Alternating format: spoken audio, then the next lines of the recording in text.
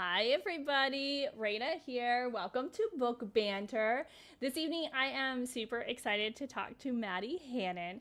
She is a local author illustrator. She's an amazing artist. I will link to her website later. It is so cute. Her art is so amazing.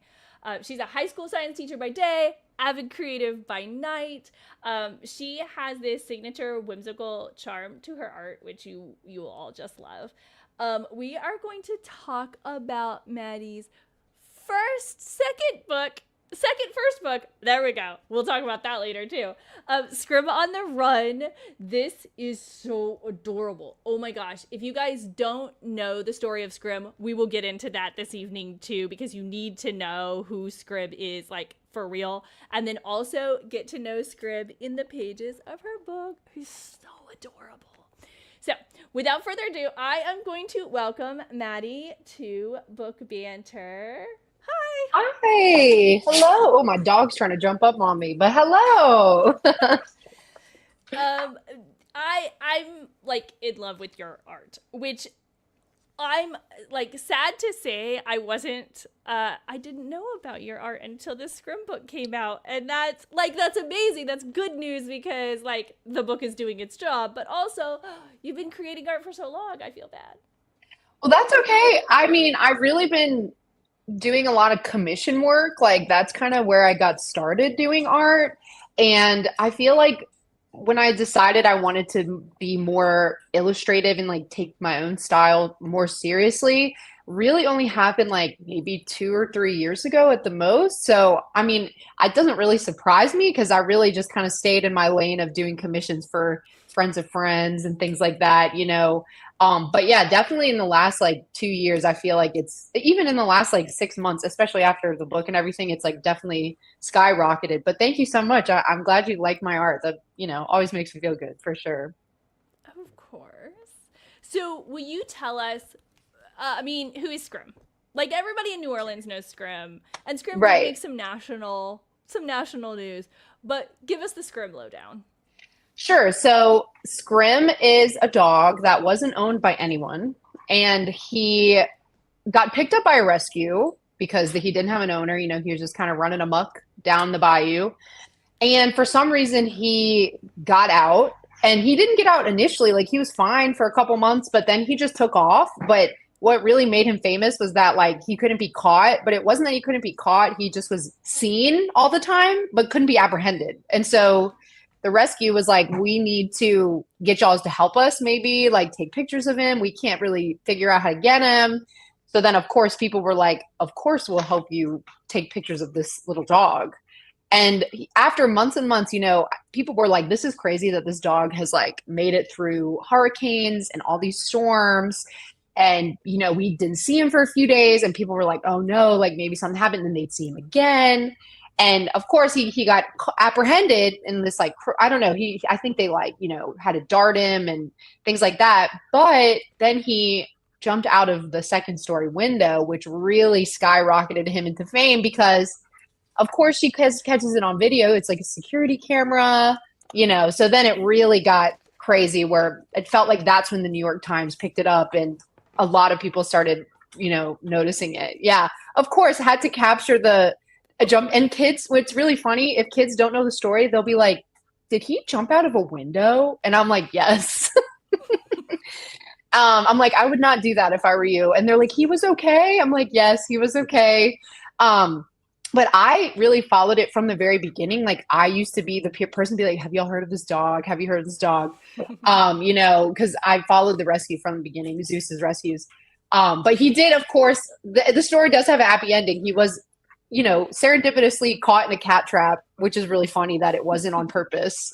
And he's safe now. And people at first were like, he needs to be free, but he's a dog. He likes being home. Michelle is graciously post updates of him and things like that. So I just loved that people love the story so much. And it really felt like a story that people would want to tell for, multiple generations. And the fact that kids get to know about it and are like, this is a real story, that's really fun for me. So I was very inspired by it from the beginning.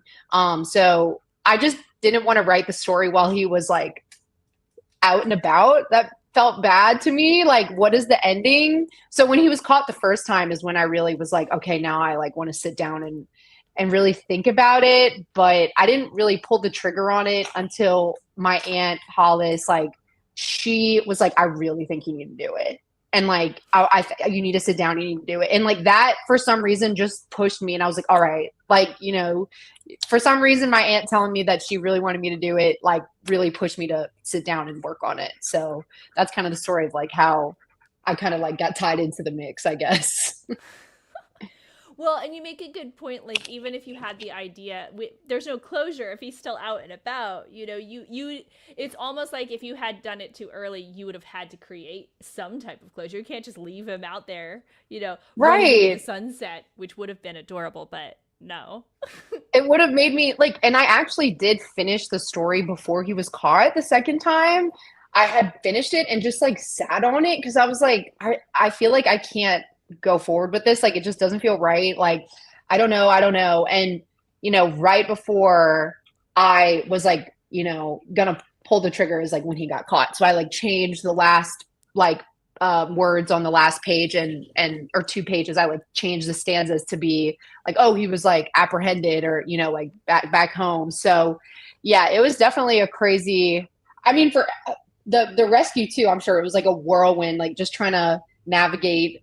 People were like so excited about it, but also like, even for me, it was a lot at first. Like, people were asking me questions. And I'm like, I'm just an enjoyer of the story, you know, like, but yeah, it's definitely a crazy story that it was people even from New York. Like, when I go to the French Quarter and things like that, people are like, I'm like, oh, have you heard the story? They're like, oh yeah, I've heard it before. And that's pretty crazy to me that it's like not just a local story anymore. Yes. Okay, so that kind of brings us to our first question. Nova, who's watching, is asking, "Have you ever met Scrim?" So you say you're just a cat, like you're not a Scrim expert, but have you met Scrim now? Right. Yes. So I like reached out to Michelle, who owns Zeus's, like when I had finished the book, to be like, hey, like I have this idea, you know, I want to like work with you on it. I don't just want to like publish it without like you being involved. And when the story, she said, I don't want to see it until it's like a physical, like she was like, I just would rather have a physical book, you know, when it's done, like published. And I was like, okay. So I said, hey, I have the book, like I can come drop it off to you. And when I went to drop it off, she was like, well, do you want to come inside and like meet the scrim? And I was like, yes. Like, I didn't want to ask, you know, like, can I meet the Mm-hmm. dog? Like, and she said that that was like right after, like a few weeks after he'd been caught. And she said that they were really working on like desensitizing him, people coming in the house. So like, he wasn't, you know, like aggressive or anything. He was just very alert. Like, I remember walking in and like seeing his ears like perked up like on the couch. And I was like, oh my gosh, like it's really him. So it was, yeah, I did get to meet him and I didn't pet him. Like she said I could have pet him, but I could tell he was really like nervous. Mm-hmm. We had like turkey that we were like feeding him and like he was like just like looking Oh. at me like I'm scared. But I've heard he's gotten like a lot better because I've you know talked to a few people that have seen him regularly and they're like he's still scared but he's got a lot. But I did get to meet him. I was very honored. I felt like starstruck. Like, I can't believe this is like really him, you know, like the scrim. He's bigger than I thought he was going to be. I just imagined him being like a little dog. He's like medium size. So that was surprising. That is surprising. Because, yeah, no, I Yeah. would picture him, I don't know. I mean, he's not tiny, tiny, but like a smaller dog for I sure. guess I just didn't think about it. Like, yeah, when I look at him in pictures now, I'm like, yeah, he looks like a medium. I guess when I think he looks almost like a Westie or something, which are pretty small. So like he's Right. bigger than a Westie. Because he's just, you know, like a mixed dog. But I think that added to the allure. Like his look really like added to the charm of the story. Like he looked like a Lady in the Tramp, like scruffy, you know, He white does. little dog that kind of added to the allure of the story for sure. Well, yeah, and his coloring is such that you couldn't tell if he was just really dirty. Like when you would see him like Right. running by Yeah. on a camera, you can't tell if he's just always been out for so long he's very dirty, or if he's more of a grayish color. So, yeah, I think everything about him and this story just sort of like blends together in this perfect mix because he's Yes, for tiny, sure. but not so tiny that he can't care for himself. Clearly he made it out on this street, Right. right? He's already looks a little scruffy. He's got that scruffy Hmm. look. The coloring is perfect for him to be just he's ruggedly handsome. Ruggedly Clearly. handsome. Yes, exactly. And I didn't actually realize because I followed along, but not from the beginning of Scrim's like Hmm. escape story. But afterwards, when I went back and did research, he escaped in 2023 and didn't get caught until 2024. Like he was the first time he was out for so long. Yes. He was out for a really long time, which is really crazy. Like I will not forget. I think we had a hurricane, like there was a major hurricane that he was out for, and of course the snow, which is like right when I was writing it was around the snow time, and I will not forget as soon as they were like it's gonna snow and it was like not gonna be like a little trickle of snow. I was like, what about Scrim? Like he's out in the snow. Like what's gonna happen, you know? And then of course they showed him on the camera like 2 days later, like walking in the snow, and I was like, oh, thank God. Like that was the first thing I thought of was what about Scrim in the snow? You Because know, he so he doesn't know made what to do it. in the snow either. No, Yeah. for sure. Yeah, the kids, there's a page in the book where he builds a little snowman, and the kids are like, did he really build a snowman? And I'm like, well, I don't know. Like, we didn't get to see him, so maybe he did, you know? Nova's also asking, how did you find the details to write the book? So it's not all fiction, right? And it's not. Right. Yeah. It's based on facts. So Yeah. I really like, thankfully, Zeus's like had a basically like a comprehensive history of it. Like, I just went on their profile, I think, and they just had this like chunk of like, I think it's because they just got asked it so many times that they were like, we're just going to compile like all the information that we know about this dog. And so I got most of the information from that, like confirming the stuff that I had already known. I do a little bit of like pondering of like what was Scrim doing like when we weren't looking, you know, because that was like most of his life. That was something that I had fun with, like, like what was he really doing when we weren't watching, you know? But yeah, I had a fun. I thought it was really fun, like blending the fiction with the facts, and like I want to do that. Like I want to find another story that I can just like do that again because it's fun. Bringing magic to something that's real that kids can kind of look at and be like, wait, I can like go home and talk to my parents about this, and you know they can show me articles about it and stuff like that. So it was a lot of fun. it's also fun when you're doing that, I imagine, with like an animal or something similar where you're allowed to play with it. Like you're not stepping Hmm. on anyone's life or anyone's toes. Like Right. you can absolutely play with whatever it is he was doing out there. Yeah, for sure. I think I had to decide if I wanted him, like, how human did I want him to be? Like, did I want him to be able to talk, or is he just, but I stuck with, like, he's just like full dog. Like, we're keeping it pretty real with the facts. I feel like that was the way to go for me, just because, like, you know, so many people knew about it already that I wanted to keep it in grounded enough. But I did have to think about, like, what direction did I want to go in, and how much did I want to, like, skew from reality. So, yeah, that's a good question for sure.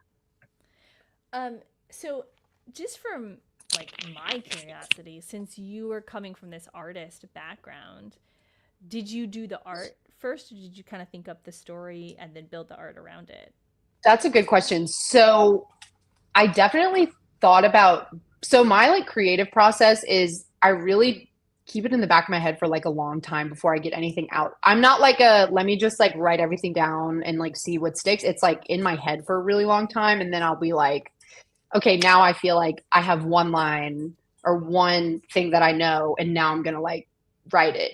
The story definitely came first, like what I got down on paper, but I knew in my head what I wanted the art to look like. So I hadn't drawn it yet. I actually, funny enough, like drew the cover first. Like that was the first thing I Oh, drew. Yeah. So, you know, sometimes I feel like the cover's like the last thing, or like the cover was first, and then the last page with like the cathedral was the second page that I did. Because that's how I kind of like grounded myself in like what kind of direction I wanted to go in. The story just kind of like I actually wrote a whole story. Funny enough, I wrote the whole thing before I drew it. sent it to the publisher, and then immediately was like, actually, this is really bad. Like, I'm gonna write another one. Like, I just like didn't even like proof it. Because it was just so like topical that I was like, just kidding. Here's a actual, don't read that first one. Like, read this one instead. And thankfully they had like a relationship with me already, that they knew that I wasn't, like I was like, this is very unprofessional, but whatever. The first one was totally different. Same idea, but just like not, it wasn't good. And then I was like, okay, we're scrapping that whole thing. We're restarting the story. And the art really never changed. I did do a few pages like fully colored in with different colors. Like the color scheme is kind of like monochromatic for the most part. And I hated how it looked with everything. Like he just kind of got lost on the pages. So I decided to do like the monochromatic look. But I didn't really have a lot of time to like worry about these minute details, in essence, that, like I have another book coming out that I like slaved over like each piece of like making sure everything was so perfect. But this story didn't like, I didn't feel like it lended itself to that type of style, because the story was so like almost like chaotic. Like it was like this evolving story that felt very fast moving, and I wanted the style of art to kind of reflect that.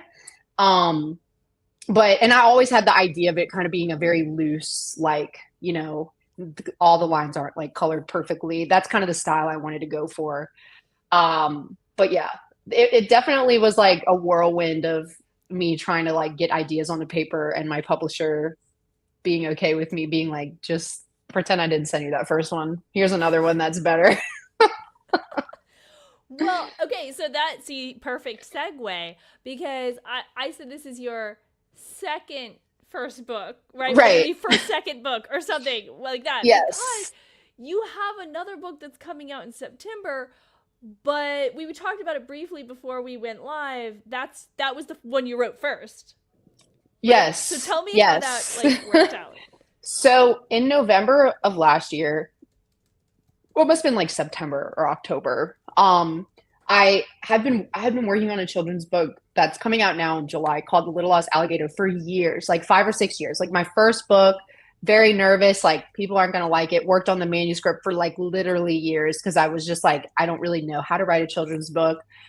And submitted that one to Pelican, and they called me and were like, we love it. Like we want to, do it. And I was like, great. So that was in like November. We went through the process of like the editing and like, didn't hear from them for a while, like just like regular publishing stuff. And they were like, it's going to publish in spring of 2025.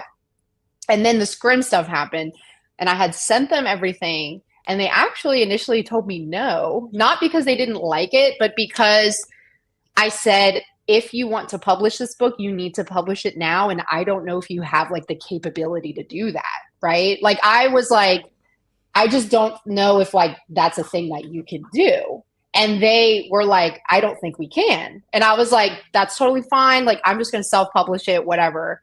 And then like literally like I was ready to hit the self-publish on Amazon, like days, like one day away from doing it. I just like hadn't pulled the trigger yet because I was like nervous. And the publisher called me and was like, so we want the book. We changed, we went up to the higher ups, and like we and I said, y'all can turn it around in like a couple weeks. And they were like, yes.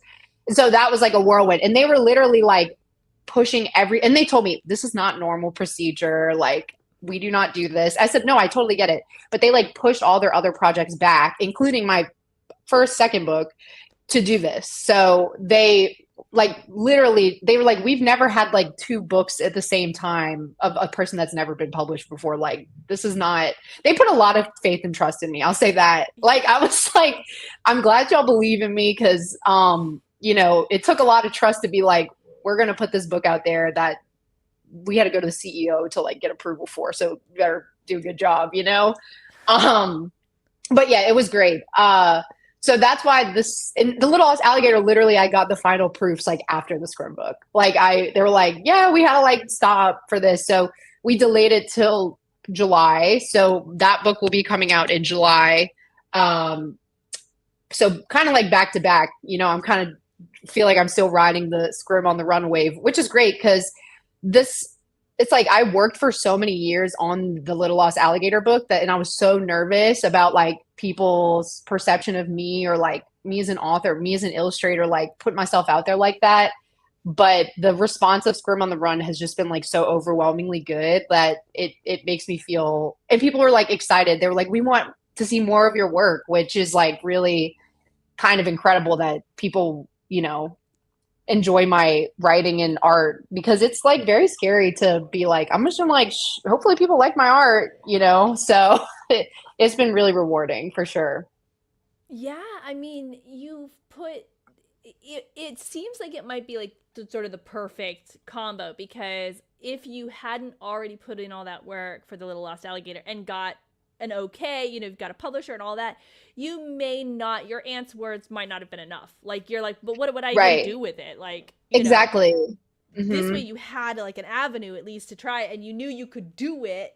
So it gave you that bit to be like, yeah, no, this is the subject. Well, let's do this. And so that's perfect, because we get both. And yeah, you get to ride that Scrim like hype for your first book when it does come out.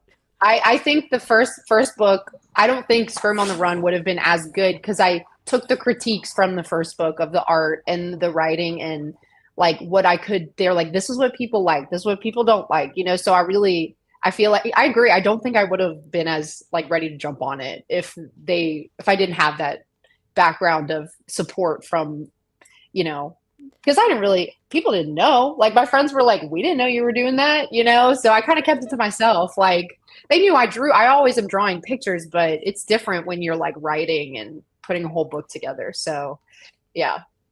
Yeah, well, and it's interesting. I cannot draw.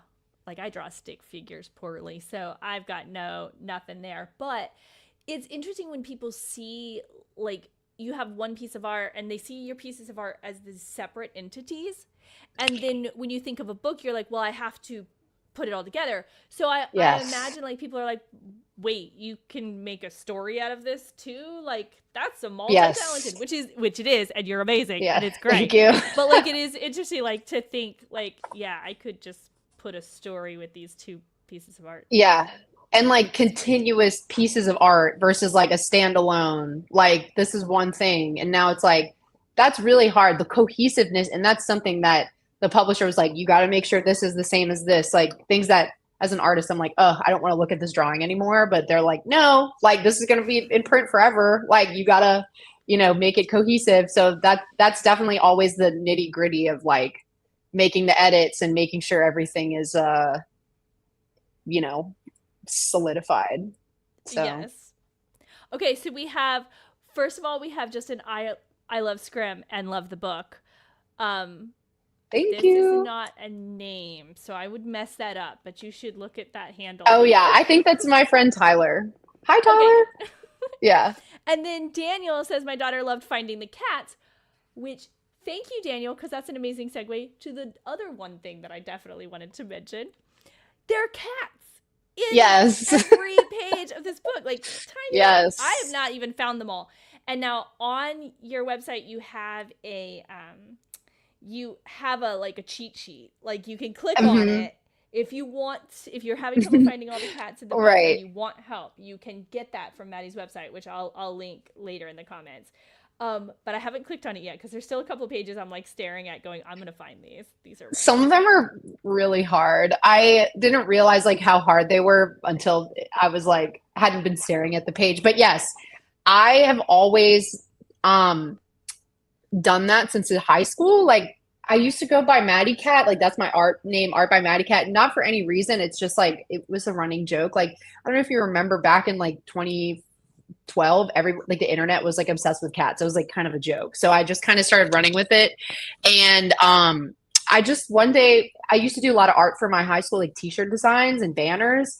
I just like decided to put a little cat head, like this is a joke. And then everyone was like, oh, you're going to like keep doing it, right? And then it just like kind of spiraled. And when I did my first book, I was like, I want to put cats on every page because that's like fun and cute. So that's been really nice. Like the kids love it. Like they love coming up to me and like showing me that they know where they are and stuff. But I did forget one on the cat trap page. So don't look for, I Okay. like, of Okay. course, in my haste, because that was the page I did last. Like I just threw it together. And then after it published, I was like, there's no cat on this page. So I will not make that mistake for the future. I trust me. They sent me those final proofs of Little Lost Alligator, and I was like meticulously like making sure you could see each one. Nice. Okay, so that is yeah. So I love that we're going to get more like little cats to find in the Little Lost Alligator. Yes. Yeah, I'm so Yeah. glad people like that. I didn't know if people were going to care, but it seems like, especially like the kids, they really go for it, which is fun. Yeah. Well, it's like this little Easter egg almost. Yeah, thank This other you. interactive element Yeah. um that yeah is just great. It's adorable. So, okay, you said that you picked it from like cuz it was just cats were cool at the time, but are you a Yeah. cat person or are you a dog person? So I have a dog and I have a cat. I feel like I still at heart am a cat person. Like I think that's just ingrained in me. But I do love my dog. But I would say if you were to ask me if I was a cat or dog person, I would say cat. Yeah. Same, same. I have a cat and a dog, and I would be You like, kind of give me oh, cat person energy too. Like I feel like I can kind of see that, It's a yeah. compliment. Well, I'm glad it's coming through on the camera. Yeah. Daniel brings up another good point. It gave us a reason to admire the art for longer. So Thank you you, just tell people Daniel. it was always part of the plan. Yes, definitely. It's part of your genius artistic vision. Yeah, I agree. I think that was the plan the whole time. Yeah. Yeah, yeah, for sure. Okay, everybody, I'm gonna put the link to Maddie's website here. You can see where she's appearing, her book, her upcoming book, all of her art, and like I said, there's the little cheat sheet if you're having trouble finding some of the cats Yes. in Scrim on the Run. You can click the little button. It's not like you have to get there, so it's not gonna sneak up on you. Right. Um, if you need a little bit of help, and then also if you want to see Maddie in person coming up, Maddie is going to be at Blue Cypress Books this Sunday for story time. I'm going to stick the link to that in the comments so there's more info there, and you can get the times and everything you need from that link. And then I think we did it. We made it. Yeah. I'm super excited to go to Blue Cypress. So that was like one of the main places people were like, you gotta go, you gotta get to Blue Cypress. So I'm really excited to go for sure. Well, I mean, Kitty Meow needs a picture with Yes. at least the Scrim book. Like Yes. we can't. Yes, it's gonna be perfect. It's gonna be perfect. Yes, kitty meow. Um. So yeah, thank you all for watching and for commenting. I truly appreciate it. It helps every little comment, every little bit. We love talking to you, and I love interacting and knowing that you're out there. And Maddie, thank you so much for joining me. Thank Y'all you. grab a copy of Scrim on the Run. I think I already put that link in there, but I'm gonna do it again. I'm gonna do it again. You can see it right there. So, That's so you can okay. grab a copy of Scrim on the Run from that link, or you can grab a copy in person on Sunday at Blue Cypress Books, and they will be signed. And yeah, thank y'all very much. Yeah, You thank have a good you. This night. was super fun. Yeah, thank you. Thank you. All right, y'all.